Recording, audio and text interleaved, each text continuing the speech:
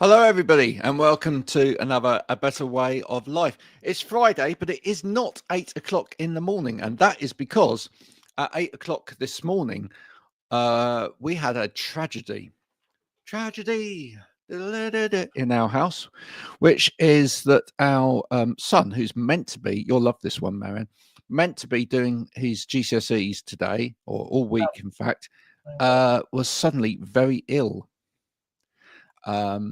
And so, fortunately, he'd got the time of his exam wrong. I'm not surprised because A, he's a teenager, and B, when you're very ill, you probably don't really understand what's going on in the world.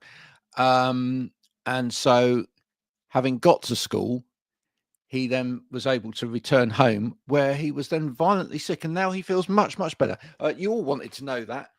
But the interesting thing here, Marianne, given that your conversation all week online, was that when we asked the school what happens if he is sick when he's doing his exams, they said, we've no idea. We have no provision for that. Right. Great. Whole thing. Fantastic. It's called reactive working, which is probably what most of this country does. Oh yeah. Most of social care works in a reactive way. Heaven forbid that you might try and plan for things that might cost a little bit more money in the beginning. But heaven forbid you do that, which actually in the long run ends up creating a lot less havoc, a lot less money, but actually for the people concerned, whether it's schools, whether it's people being looked after in hospital, whatever it is, it's kind of better for them. But maybe that's just too much like absolutely. Well, there you go. Fortunately, he's going to make his way back to the school any minute now, which is where he's going. I haven't had my email today to say what Oliver's done wrong today. I did get a follow-up one. So for everybody listening, I shared to make a bit of a joke of something that isn't actually funny about the life and crimes of Ollie Mills, because I usually wait to get an event. It's called an event, the email. Sometimes it'll be that there's a trip, and other times, unfortunately, it'll be that he's had, I think a DFL, I think it's called, which is a warning. Two of those, and on the third one, they then get a lunchtime detention. Then it'll go to an after school. Once he was supposed to have an after school, and I said, well, I'm not picking him up because I paid for a school bus. Then they ignored that and said that he'd get another one. I said, you can give it all week, but he's still not having it. Then they said they'd come and bring him home in the minibus. He didn't do it in the end, but the one we had yesterday, so the reason he got the detention was because he said au revoir to the teacher. You'd think the teacher might say au revoir back, which is what I would have done when I was a teacher. I would have, knowing kids like him.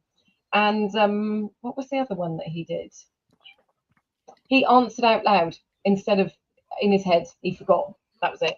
So a friend of mine said that was answering, did he answer the teacher back? And I said, no, he actually accidentally forgot. Then I got another email saying that he'd had 2 bits of equipment he'd forgotten, so he's got another detention for that one. So consequently, now I have a child that just hates going to school because, There you go. Yeah. For all of those who wonder what DFL is and wonder whether it's got anything to do with public transport, no, it hasn't. It's discipline for learning. I've just looked it up. I just see it come through when it's on the event, and then what happens is where I'm sat in my office now, if I look to the right, there'll be a figure walking from the house, and I tend to know what's going on. Usually I've seen the email, and then it will be with, I can explain. There you go. Let's bring in our special guest for today, and let's see whether we can discipline her for any learning as well. The wonderful Jo Watson. Jo, can I discipline you for learning, please? Always, Graham, go right ahead.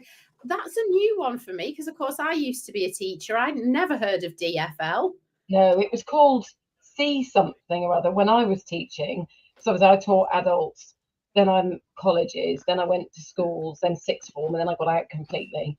It was, I think it was like C1, C2. So you get C1, then it would go C2, and then on the third strike, I don't know what happened then actually, but now on the third strike they go to isolation. So the one day Oliver rang me from the toilet, really, really upset, and said, I've got to go down there.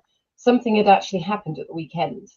And we chose that school because they were apparently a bit more understanding about that sort of thing, that they would have the conversation with the child first before they went to isolation to determine if anything was going on. Yeah. So anyway, we then phoned school and spoke to them. But he'd said to them, can I go and get my stuff? And they said, no, somebody will escort you down to the isolation room, and they will bring the stuff, your stuff, as if he was like a criminal or something. Jesus, yeah. I mean, this is just a lad that, I mean, Graham, you've seen him. He comes in here. Yeah. He's just a bit high-spirited. He's like his mum. He probably likes to get his point across. And the more you try to not let him, the more he'll probably try. So if you just let him, it's probably less disruptive. Before we get too deep into this, I'm just gonna share this with you, because I think this is explains some of this to the world, right? Look at this. Here we go. See if I can do this. That is a flowchart of how a DFL system works. Wow. Right, I'm just really old school. I'm sorry, for me, it was one strike and you're out. Everyone knew where they were. And even then, though, what does the strike? Having worked with, I just said to somebody earlier, I work with kids in children's homes as well. I work with kids on what they were called EBD units, so emotional behavioural disorders. Yeah. I worked with all sorts of kids, and when you looked for some of the kids, the backgrounds they'd come from, that they were doing well to even be in school. Yeah. And I just kind of think it's all very well, and parents will go, yeah, we need disruption-free learning. And I said, that's great, because your child is okay there. But for kids that, for whatever reason, can't function there, they're literally just put in a room with no windows, no break time.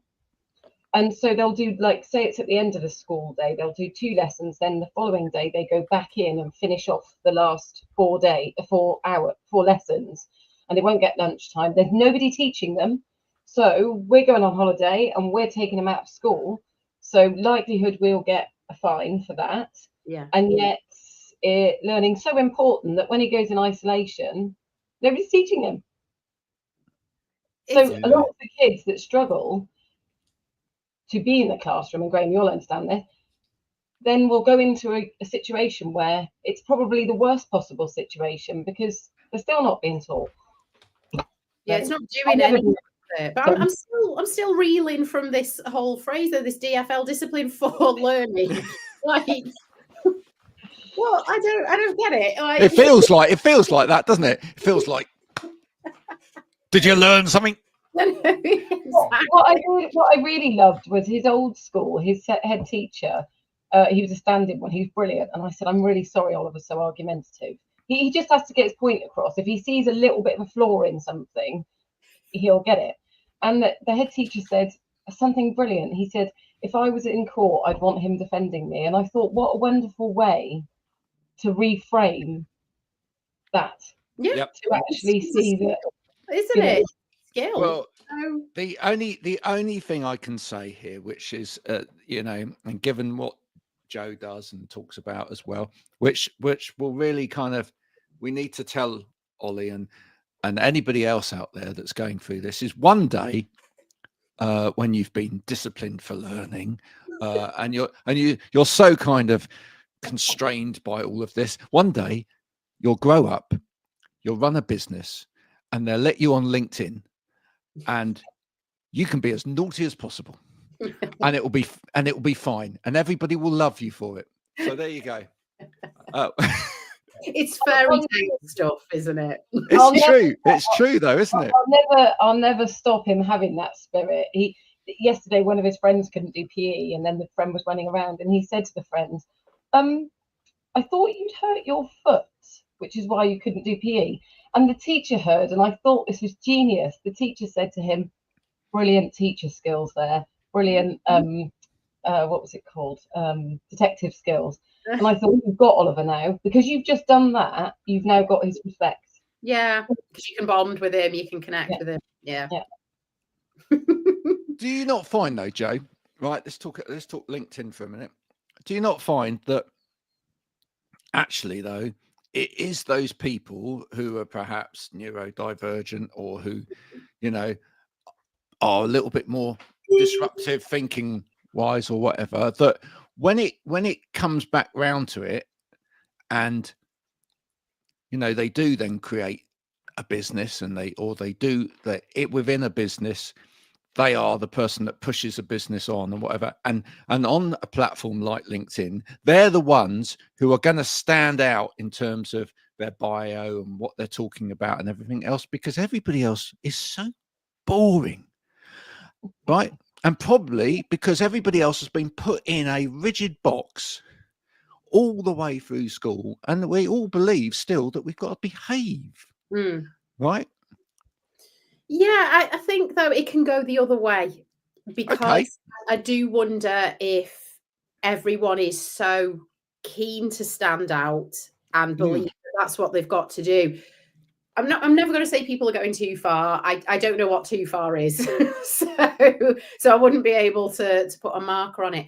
But sometimes it just feels like everyone is almost just trying to find the next thing to make themselves memorable at any cost. Yeah. And ultimately, you know, yes, we all want to stand out. We all want people to go, yeah, I know who they are. But we would like them to go, yeah, I know who they are. And I can see myself working with them. I can see myself hiring them or throwing some cash their way for their products or services. And I feel like LinkedIn isn't really that anymore. It feels like, oh, I know who they are. They entertain me. I like following them. I certainly, you know, I can say, you know, let's chat about that person, like you would with anyone in a community who's, you know, out there, or however you want to describe it. I do wonder if these people are just trying to get that almost celebrity status with things. Whose fault is it? Whose fault is it?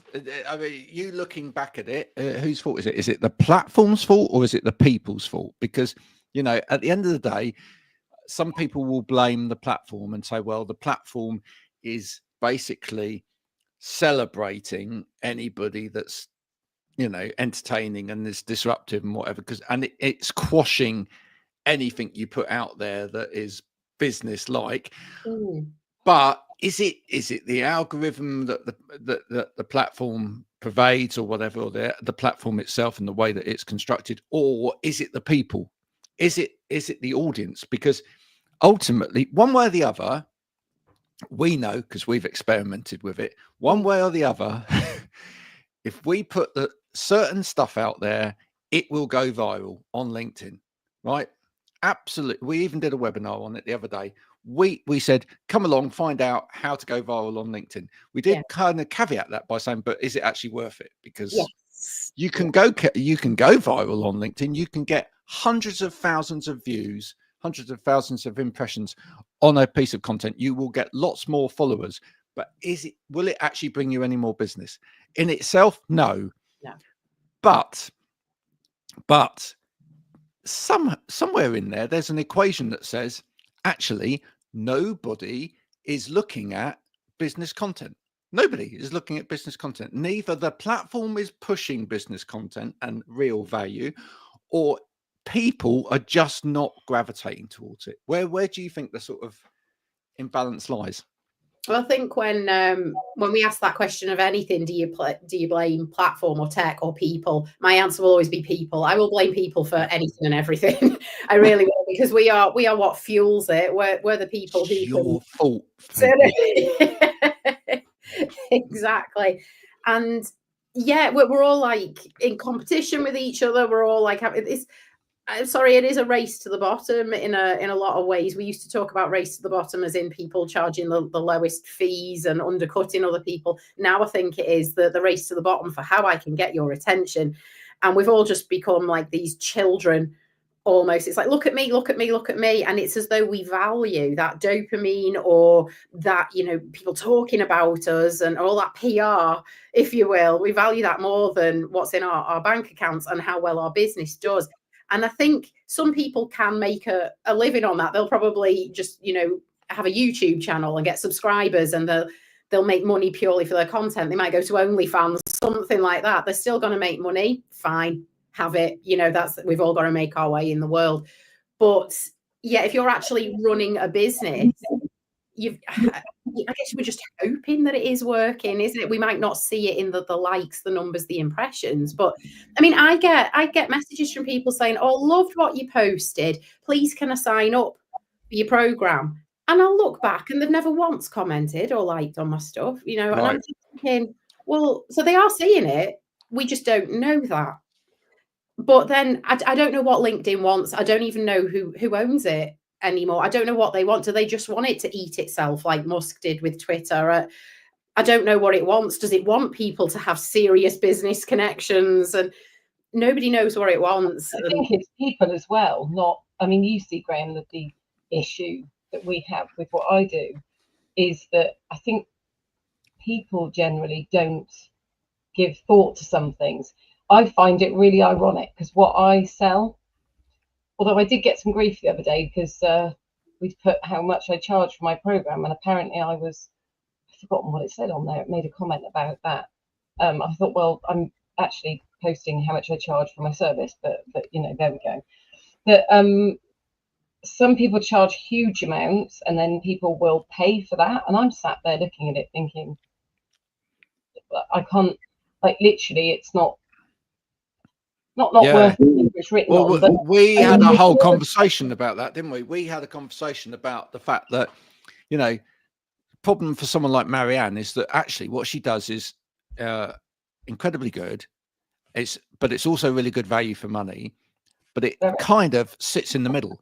The people that seem to be getting there, right, on any social media, are either the people that say, I'm going to do it for virtually nothing, right? Or the people that say it's a high ticket offer, right, and make everything is a high ticket offer, right? And you know, I've only got 5 places left, and it's, you know, thousands for who knows what, you know, and it's one or the other. But anybody that's just doing something really well, but in the middle, it's going to struggle because it's almost like, well, it doesn't get that audience, and it doesn't get that audience. I'm not in the elite club, and I'm not in the, you know, and we aligned it to supermarkets and the way that supermarkets are at the moment in the UK, right? The ones that are struggling are the ones that do the middle ground, right? Yeah. The ones that do well are all the discounters on the one hand, it's cheaper than anybody else, or the ones that are superior. Yeah. You know? But anybody that's in the middle that's just offering perhaps a slightly better service, you know, I think I'm a Waitrose, really. It's still affordable. It's a nice experience. You're going to get something more than somewhere else. But in all honesty, you're not a Fortnum and Masons, are you? So I could put that, given what I actually do, and you know what I do and what you get for that, I could put that price tag on there, of which there'll be a lot of people that approach me about how to sell what I do. Yeah, just whack a bigger price tag on it. And I said, well, get me the sales then, because it sometimes it's what I do. And then of course then people say, well, don't do that. And I say, well, it's just a sad state of affairs that when you're doing something you want to do well is kind of ruined, to be quite honest, because of people doing it badly and cheap. And I went to something a while ago, and I tried to have a serious conversation with somebody who works in sales, and they were saying about how to sell. And I sat there, and the interesting thing was the 3 people that were there who were teachers, who were selling like what the previous they were teachers. Yeah. Said, yeah, but the way you're saying to do that just doesn't, it's not lying, but it's not like it was a 5 steps to be this in 5 months, or, you know, all that sort of thing. And so the one lady, they'd said that she could say, like, oh, you find your soulmate in, like, whatever. She works in relationship stuff. And she said, but they might not. And this person said, yeah, but it doesn't matter. And she said, I know, but I just...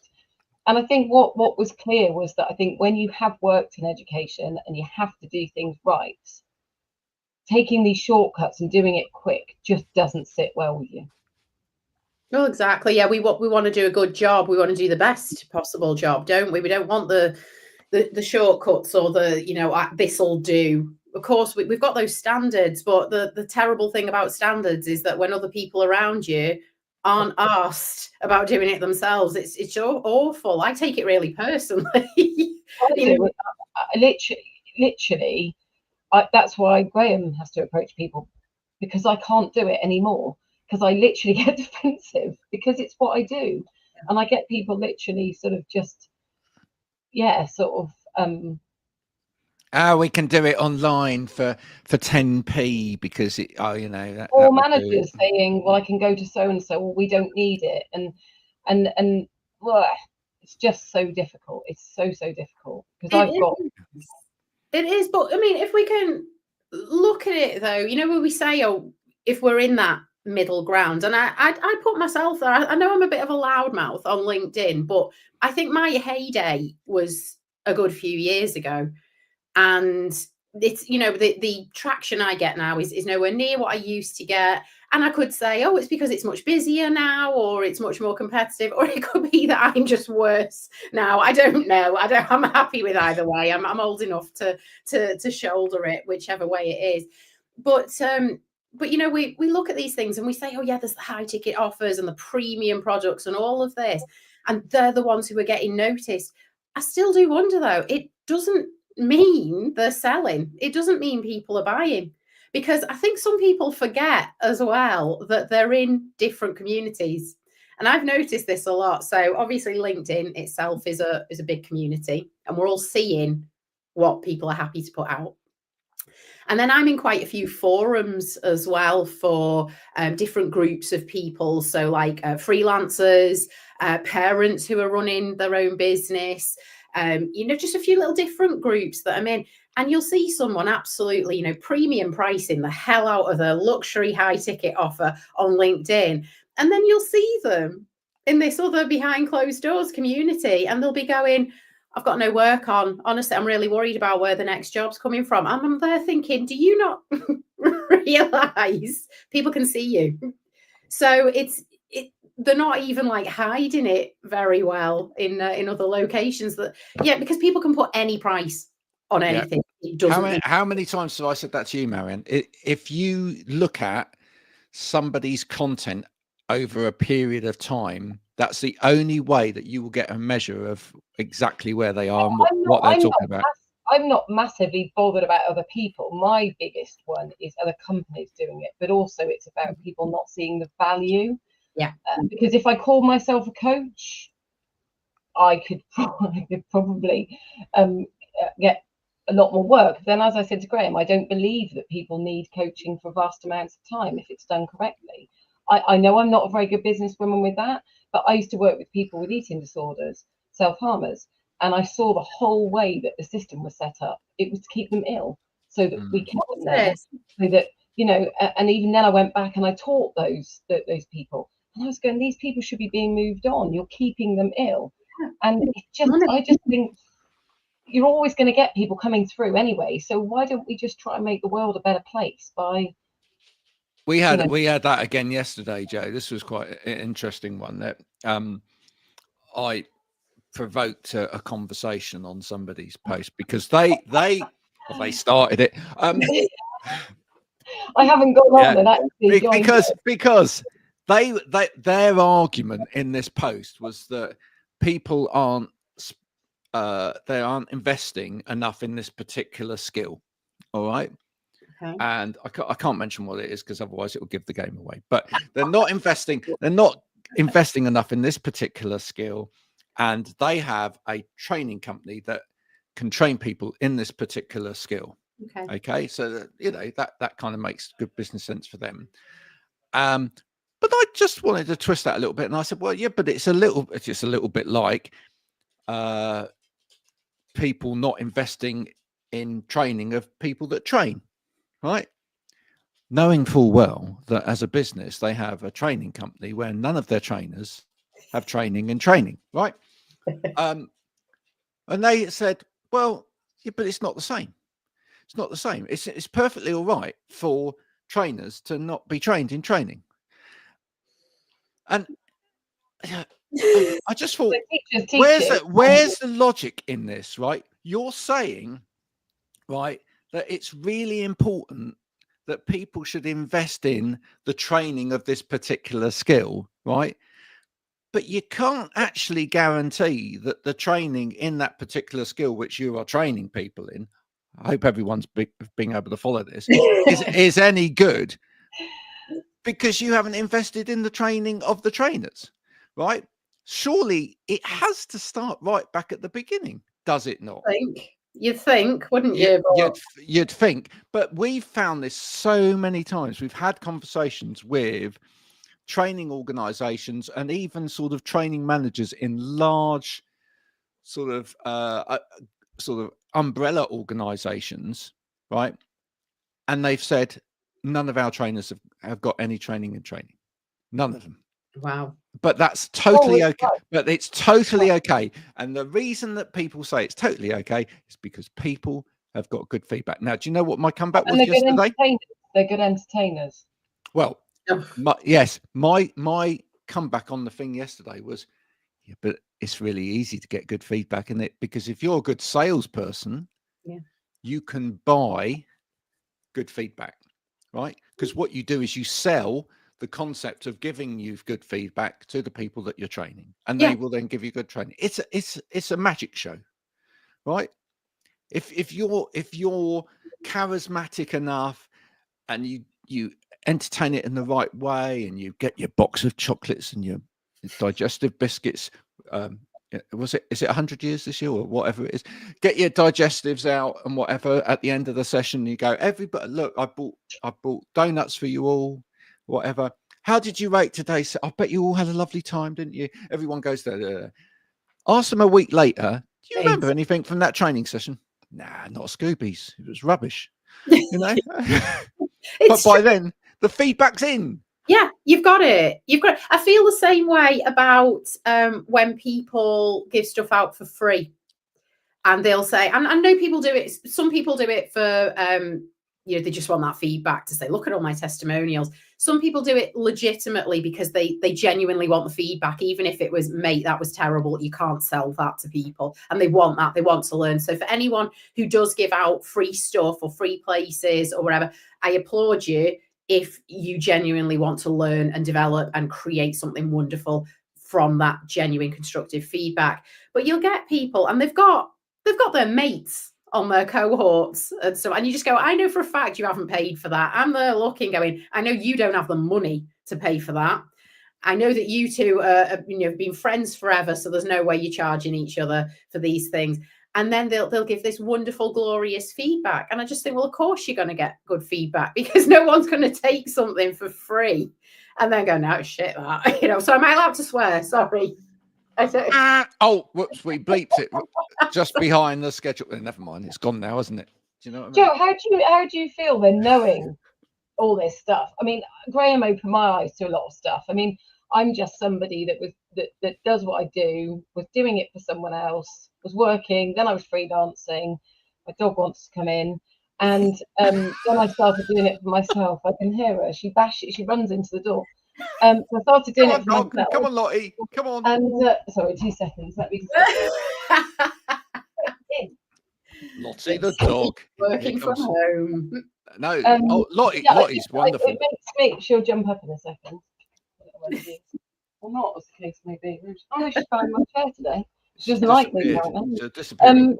No, for me, I'm just somebody that was a teacher for years, probably like you, sort of I had enough of it or whatever. Then I had my kids and various things happened, and then in the end, actually the pandemic twisted my arm in the end into having to do something on my own. So I did, and I just want to get on and do what I do well. And now it just feels as if, I mean, obviously you run a network.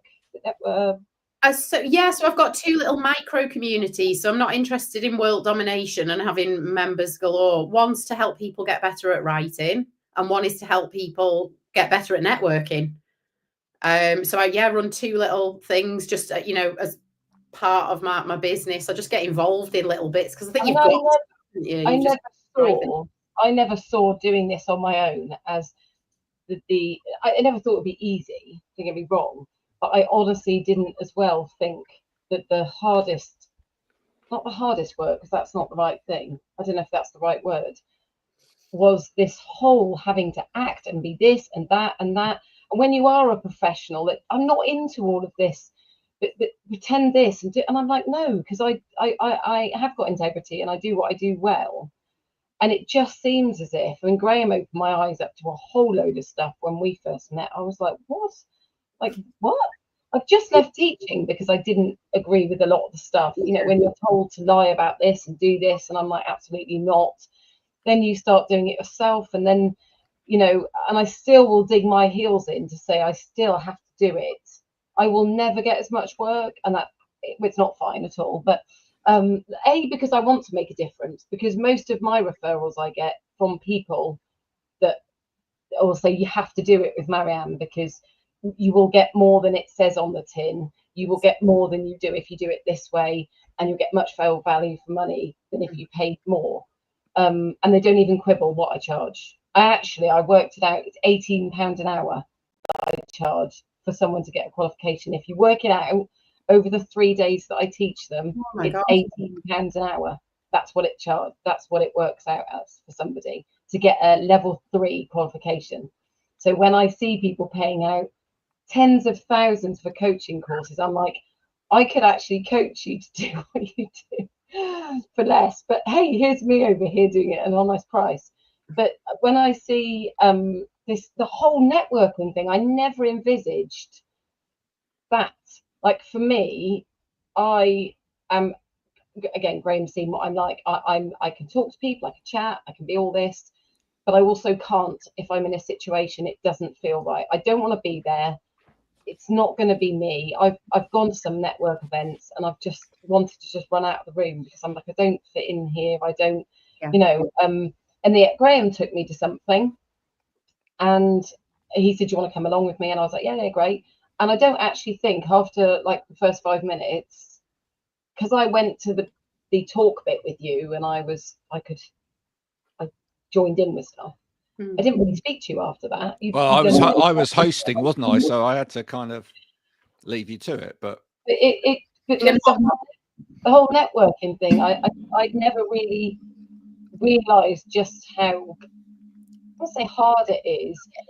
That why can't people just be themselves? I really, really struggle with this whole thing. I mean, that's me. I just am. What you see is literally what you get. And I think that's why when I teach people, I practice what I preach, in that, you know, I was diagnosed 5 years ago, and now I'm like, I'm not going to try to be anything else. And so I'm a bit of a role model for people to then. But that's why I said what I said earlier about the whole school thing, right? And I know I said it kind of jokingly, but there is a serious point in here as well, which is that, you know,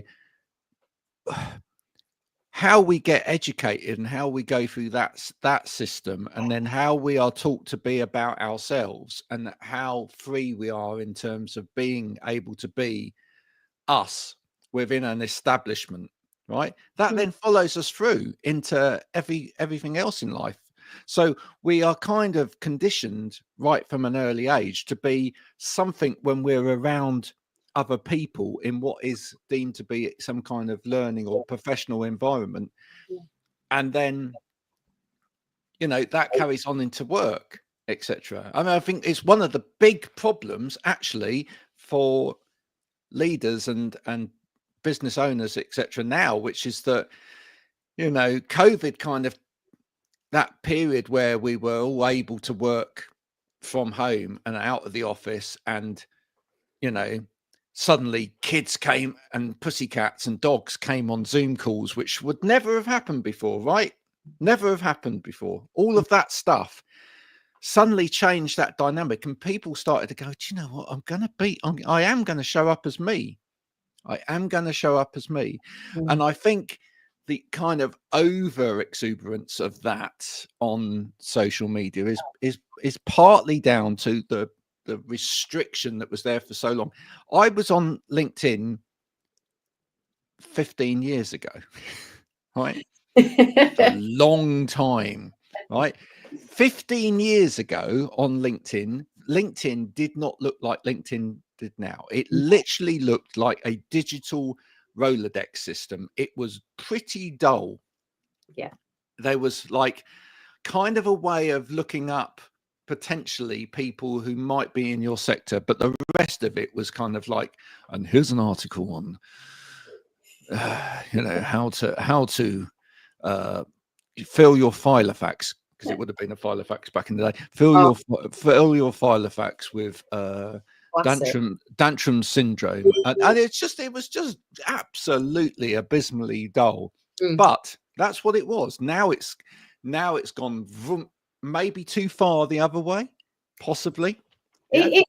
It has. Everyone's so keen to be different that it seems that rather than being different, they're just telling you they're different. Whereas some of us are actually just different, right? But sometimes when I'm just whoever I am, and sometimes I think, God, I feel as if I'm a bit boring, but I'm actually anything but boring. But I don't want to. I'm too old and long in the tooth to be shouting around and being this. I mean, even to the point, even saying I have ADHD now, I don't often even say. The only time I do is if I am teaching, and I often will say, because I just do, because I think then when I'm trying to explain the importance of inclusive teaching in an inclusive way, people kind of get it then, if you see what I mean, because they're like, oh my God, you look normal, and I'm like, what? Whatever normal is. I need people to sort of see that, because it's almost been so glamorized, and so you've got that side of it where they're being like that, and then you have got the other side. I'm working on a program with somebody, with Michael Lee, I think that's how you say his name, and he's doing something very, very serious that's going to be great, that's going to be big. And very, very quietly through somebody else, I've ended up doing some work with him to support him. But there's some amazing people doing stuff who don't do it with any money, because they don't have that, who just don't get seen because there's so much noise from people shouting their heads off that are just needing to be seen or something, when very quiet in the background there's other people, and some people will make it through many a time. And I'm going to hold my hand up here and say, I've said to Graham so many times, I can't afford to do this anymore. I can't afford to do it, and something comes out of the bag, and it's just sad when I know so many people that struggle and struggle and struggle, and they are really, really good, knowledgeable people trying to do it the right way.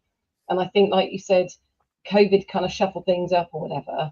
And I think that, like I said about the swearing thing I said a while ago, in people's posts, I don't personally use it. I swear, I love swearing. No, it's whatever people do, and I think that's exactly it, isn't it? It's what you do. And I see some people advising people how they should market themselves, and I'm like, but you can't get someone to do that if it's not them. I don't, because of what I do. I've got all manner of people that may use my services. So at the heart of it, I'm me. That doesn't change.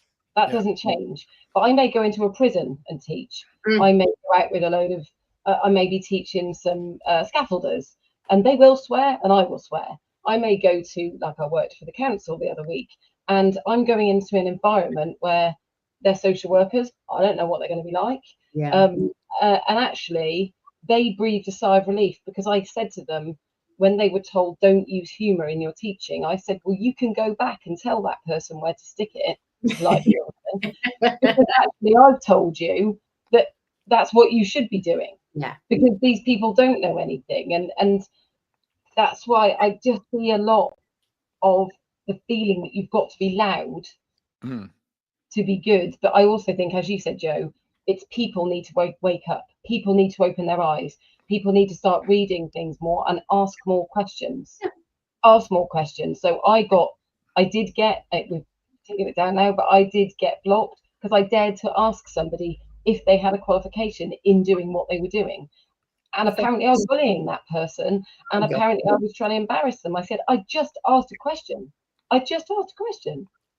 Have you noticed, though, It's the people, because it's a very preachy platform. I know what you're going to say. I know what you're going to say. It's always the people who are like, you know, they're very passionate about use your voice, be your true authentic self, do this, you know, you're a strong person, all of this. And then the minute you use your voice to ask them a question, they're like, you're bullying me, you're harassing me. This is, you know, they find some way of turning that question that is a reasonable question into a statement, a personal attack, and therefore they want to make sure everyone hunts you with fiery sticks for what you've done. Well, Marianne was literally threatened, but really, in as much as there were people that were in that said clan that then came and told her that you need to be careful here. You need to back down because this person's got a lot of people behind them. They will take you down. What do you know? That's awful. I hate that anyone goes through that. That's bloody awful. That really is. But what a sad little life they have got. Where it's like, my mates are bigger than your mates. I'm coming for you. Actually, what ends up happening? Playground stuff, isn't it? Yeah. But then as you said, like we've got our community, you've got yours, and I think the sad thing now is trying to actually get people to come into those communities is so difficult because people are like, oh yeah. Or they'll pay vast amounts more to go in that one because obviously if you pay more for something you're going to get more. No, you don't. Because it's kind of like people want to be in that gang because they don't want to not be in that gang, and you're like, oh, for goodness sake, this is like school. It is. And I look sometimes at people and I think, what are you doing? Like this is, but again, it's the thing about standards. You think about how you are and how you conduct yourself and what you believe in and what you stand for, and you assume that the majority of people will be the same, and then they're not. You know, they're not evolved past the age of 7. It's like I've been quite shocked. I've been quite shocked, not of the people that have those networks or communities, whatever you want to call them, but the people that buy into them. Oh my God. This is exactly my thing. Whenever I'll have a scroll through LinkedIn, I'm convinced now I don't keep LinkedIn for my business. I keep it so I can be angry and I can scroll and I can go and say words in my head or out loud or whatever. But yeah, all of this. So I can roll my eyes and all. Yeah, just I do it. It's an entertainment tool, as I think it is for most people now. I really do. I don't think anyone's really becoming a business person off the back of it, but I'm looking at it all, and then I always think, no, I'm not mad at the head of the clan, whether it's a community, a movement, you know, a particular, you know, pattern of speech or a mission, something like that. I'm not mad at that person. That's their right to go and do what they want and speak about it on their platform. It's all the sycophants who are then swimming around them, and I just like, oh, please, are you really, do you need this? Do you need a leader? Do you need someone so badly? And it makes me sad. It really does, because we among these people. It does. It's got. I mean, I've changed up recently, quite by accident, the way that my LinkedIn is. Quite by accident. I'd had enough. I said to Graham, I can't stand it. It does annoy me that people say that it's like Facebook, because actually my Facebook I curated. And again, after I was diagnosed, and I literally didn't have anybody on there that didn't bring out the best version of me. So anybody where I felt like I was rolling my eyes at things they did, I got rid of them, and it was great. But of course, then I thought, actually, this is happening on my LinkedIn, but I felt like I should keep them. And then what happened was I still do all my business stuff, which is great because that kind of almost becomes that bit that people do go to see. And people have said to me, I can see you know what you're talking about. I've come to you because you've been recommended. I've watched your podcast. I've seen, so it's that evidence. But there was still a bit missing for me. There was a bit missing, which was that bit where I wanted to put this post on. I had this idea about something, and then people would say to me, you can't, because the algorithm, you can only post once a day. And I was like, oh, okay. Oh, that's rubbish. So the weekend I'd go on and I'd do what I want. And then I was seeing that, wow, this is really great. The stuff that I see on Facebook that I like, the funny pictures, the stuff that I want to talk about, that I put on to make my friends laugh or think, was the stuff that worked. And what's really worked now is I don't have the eye roll moments because I literally don't have anyone in my feed now I don't like. Do this. I need to break the habit. I just love going on there now. My Facebook's boring now because nobody really says anything, but I love it now. And now because I've put content on that's not just my business stuff, but that's fun, but sometimes serious or whatever. And we're not showing off. We're not showing off, but we are now constantly, me and Marianne are constantly up into the hundreds of thousands in terms of impressions, and that's just the way it's all going to stay. I'm gonna ask Jo. I think because we're a little bit running out of time, so just to kind of make sure that we finish on a high today. I want you to talk about your sort of what are the kind of worst crimes, especially around sort of writing that we see on LinkedIn, and or types of posts, etc. And just to kind of get us in the mood for that, I'm just going to share a kind of really great example of a really kind of bad post that we see all of the time on LinkedIn, which is this one here, which I put up this morning. This is my look at me exhibiting that I can act like a responsible adult selfie. Well done. Yeah. I say it's the desperate social proof that whilst we knowingly spend far too many hours as a business owner ignoring our duties within the wider social spectrum of the household and behind the scenes are called workaholics by our nearest and dearest, we can't let that be seen on social media, and therefore ensure that periodically photos of us doing stuff like hanging out the washing and appearing as domestic demigods appear all over the feed. So that was kind of my take on it. But what are some of the things that you see out there that just make you go, oh my goodness? I'm right. So bear with me with this one. I think what you said yourself, Marianne, about things like ADHD, neurodivergence, they've almost become glamorized with things to the point where there could be someone's really interesting story or message or lesson, and I'm not reading it because the minute they say, oh, because of my ADHD, I am so now desensitized to it, I think, rightly or wrongly, I assume you're on the bandwagon with this one. And that's awful because there will be stuff out there that, I possibly would want to read, but I'm scrolling past it because it's almost like people think, oh, as soon as I mention it, people will read this. Yeah. So not judging within that arena as well. But it's incredible how many people are self-diagnosed. I'm not saying that they're not. Yeah.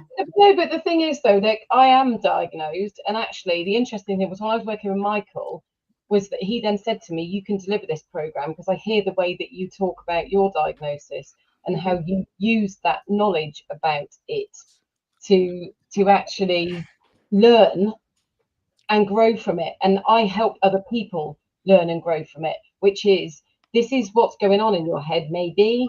And rather than just, you've got it, this is a badge, I can do what I want, blah, blah, blah, blah, blah. I'm like, that's not how it works. That literally isn't how it works. No, it's really not. There's such a key difference there. But like I say, as soon as someone leads, I think they've caught on to something where they go, if I say I've got ADHD, everyone will read this and almost go, oh, wow, well done. Well done. The other ones are the, when it's, my big bugbear is, sounds awful, like suicide awareness or mental health, and all these people all of a sudden know somebody. And then people are falling over it. And I'm thinking, I've literally just told a genuine story about how my dad died through suicide. And not that, I haven't got loads of likes, but literally it doesn't get seen. Me sharing that and what I've learned, who I helped, all those things, because of somebody that's glamorizing it by telling a great story. And it's just you're not glamorous enough, Marianne. You need to sort that the hell out. You need to. My son's got heart conditions. I see people putting stuff their child went in with overnight for hospital. I think, what?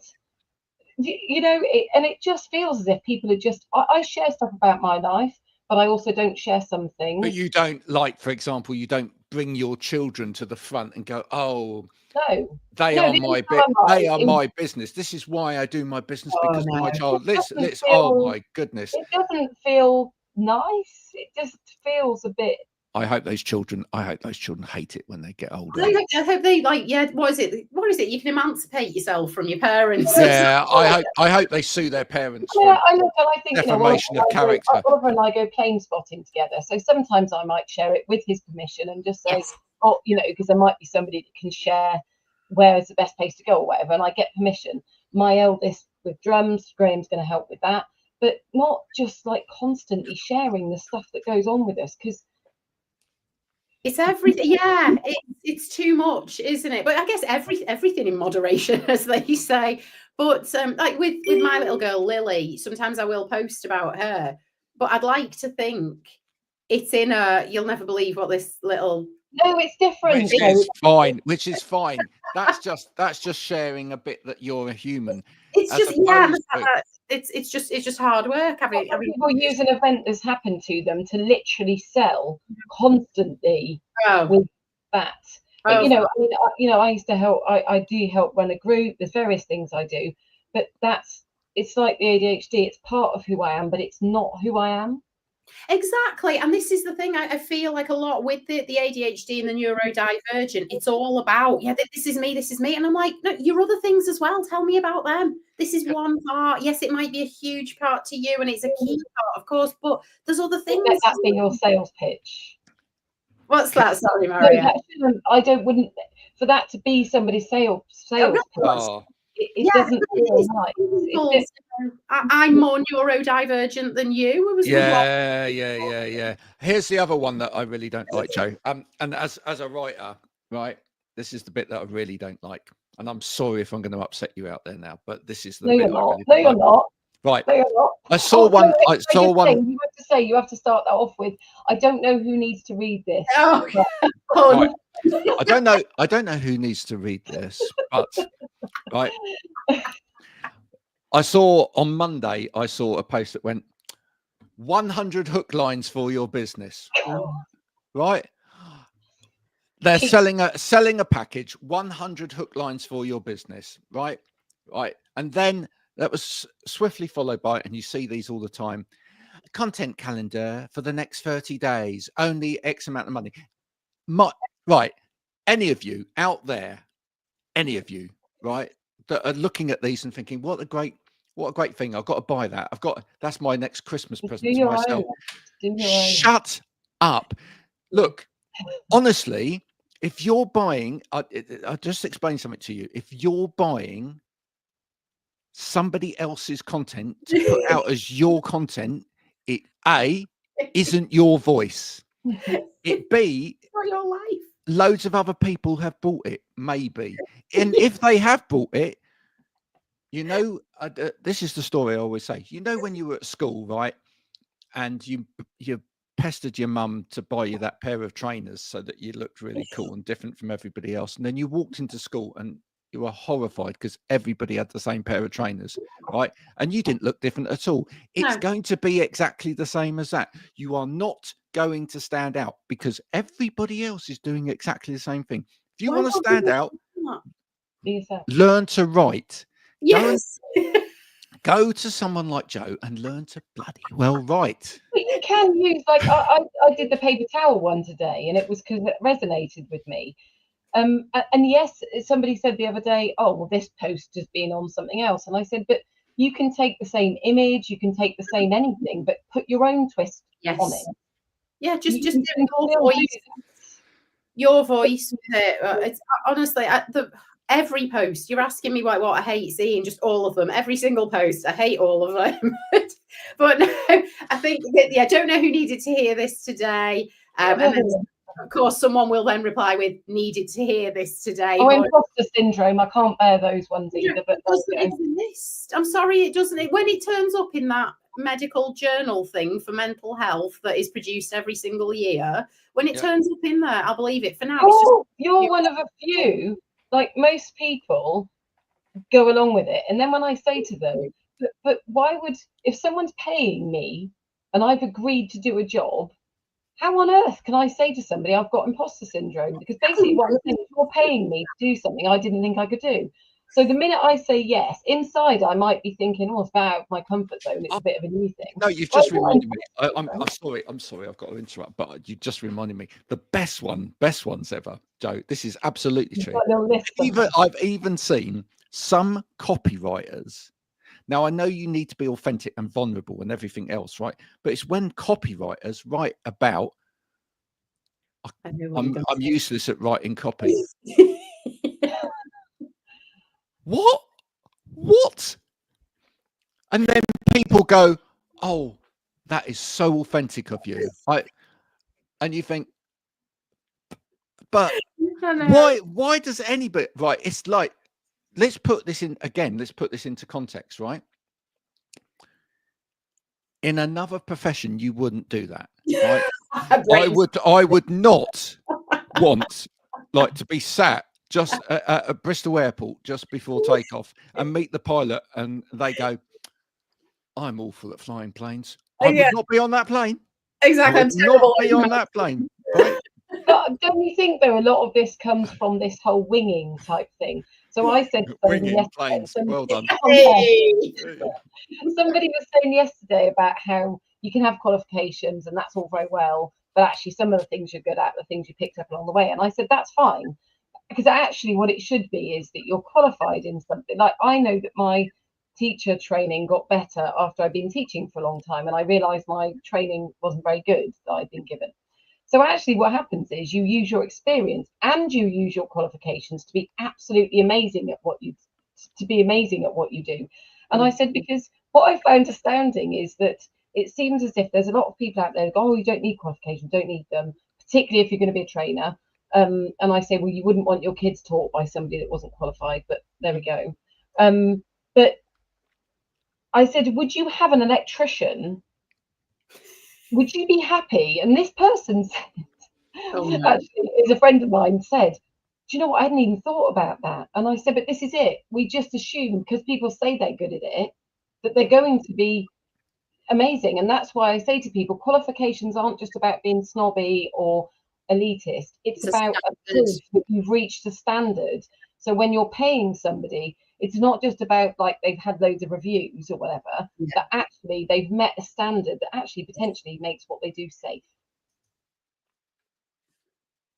I know what you mean. It's like it is. I think it's sadly, I don't know if it can apply to me as a copywriter, because you can go on a million copywriting courses. They might teach you some skills. They're not, because there's no exactly, because you know, as a teacher, you would have to get the kids taught to meet a standard. Yes. But when there aren't standards out there, and that's what I'm seeing out there, is that a lot of people don't know what a qualification means, as opposed to just like you say, another course that someone's written and they put a shiny tag on it and said, oh, used by so and so. Doesn't actually mean anything necessarily. It might be great. It might be great, but actually go to the lengths to get it made to something that's been checked. Yeah, absolutely. I think just with you saying about the, you know, copywriters who can't write. I mean, they don't have to tell me. I can just read it and I go, you can't write. Yeah. And I just look at it, and I mean, there's some fantastic copywriters and they keep me sharp, because I think, God, I wish I'd have written that. And I love the fact that there are people out there who I would think, oh God, they're better than me. I want to work harder and try and be better. Do you think being a teacher, having been a teacher though, I see teachers, I spot them, and they are very much about being having standards. Honestly, it's not a teacher a mile off. It is. You can, but I think you can mainly spot us out in the wild rather than in what we write. So, for example, when I shout at everyone else's kids on the playground on pickup, everyone goes, "You used to be a teacher." Or I'm like, right, everyone in now. I have my teacher look. It's the teacher. Or what I apparently do is I question people back. I ask them something, they ask me, and I go, but really? And they go, Marianne, you're doing the teacher thing again. Yeah. So why did you come to that conclusion? I think the other thing here, though, is that, you know, and one of the reasons why all of us that are in this room at the moment will probably get stuck at a certain level of following on any platform. You know, beautiful to get to like 160,000 followers on LinkedIn, but it's never going to happen. And the reason being is because just too complex for the majority of people out there. I mean, I get people saying to me, hang on a minute, you do a music podcast and then you talk about culture change and then you talk about ergonomics and then you talk about education, and then I can't quite, now if all I did was go to the gym all day, get a six pack, look nice and just hold a cup of coffee and smile and tilt my head in the right angle, put a nice filter on it and go thought leadership, I would get 160,000 views and 160,000 people following me. But I'm not that stupid. So it's never going to happen. And good, but people almost like can't cope with anybody that's intelligent. That's the trouble. They can't cope with anybody that's multifaceted. People are shocked when they hear I do more than what, like majorly what I stay in your lane, Marianne. Stay in your lane. No, I think some people should stay in their lane. What people also should do is direct people to a lane that's more suitable. If they, I love that. You know what I mean? I think. Do you know what I mean? Though I do give work. I say to people, I could do it, but I know that person could do it better, and I do. If I'm going to finish off on one thing, is to say, in particular, it sort of links with what you do, is that I think if people shared knowing what other people do, and then they shared thinking, actually called other, celebrated other people, which is how I got to doing this work with Michael, was because I did something with somebody and they said, you know what, she's really good at what she does, you need her. And I think if people stayed in their lane, with majorly what they do, but said, actually use that person, there's enough work to go around. There really is. But again, I see these people who are I'm the market leader for this, that, and the other. I'm the person. And then in another group, someone will go, I need someone who can do this. And it's something completely bloody different. I can do that. And you're like, oh God, here we go. Hoovering up the work, hoovering it all up. Yeah, because they're not. It makes me feel a bit better in a way, because I think, well, you're not as big I am as you think you are. Because the thing is, right, if I ever make $1 million through what I'm doing, if I become that 6-figure business owner that we've all got to be, become that 6-figure business owner, you will know, because I will not be on LinkedIn because I won't need it. I'll be there spending my money, doing whatever. I will not be there unless I bloody have to be. So yeah, that's how you will know. So when people are like, I've got 2 6-figure businesses, a 7-figure business empire, I've got all of this. And I'm like, yeah, and you've posted 4 times today already. Also, it's a bit vile as well. It is. But I know we had a conversation, didn't we, Marianne, about the fact that I was sick of people with using the word stuck. If you're stuck at 5, 10 months, and I get that. Yeah, there will be people who think I am at 5K. I'd love to be able to get more because I want to grow my business. I want to do well. Brilliant. Of course, we all want to do that. But I just really resent that word stuck. Like if you're on 120 grand a year, you're up. Yes, there was that conversation. Yeah. Yeah. And absolutely. I resent that word. I think it's highly privileged, and these people are not in the real world. Absolutely. And it doesn't take into account that we all work different amounts and want to work different amounts. Oh, and there you go. We're all different, and people should stop trying to pigeonhole people. Jo, it's been brilliant talking to you today. Thank you so much for coming in and putting the worlds to right. And if you out there, what's that? Sorry. Oh yeah, what's the cat called? Barry. Barry. I had a Sydney. I called him it. I was 84 and I called the cat Sydney, for God's sake. Human names. If you're out there and and you're struggling at the moment, if you're like the chap that posted on LinkedIn the other day about how after many years of being stuck at 20,000 a month income, and he's finally kind of broken free into the sort of 60,000 a month sort of bracket, then all we can say to you is you're earning too much money. And I hope when you get your letter through from HMRC that you are making tax digital, because otherwise someone's going to come and get you. Exactly. We will be back same time, same place next week with more of the same. But until then, if you want to know more about what Joe's up to, do connect with her on the socials, etc. And look after yourselves out there. And don't be fooled by some of the rubbish that you read. Bye for now.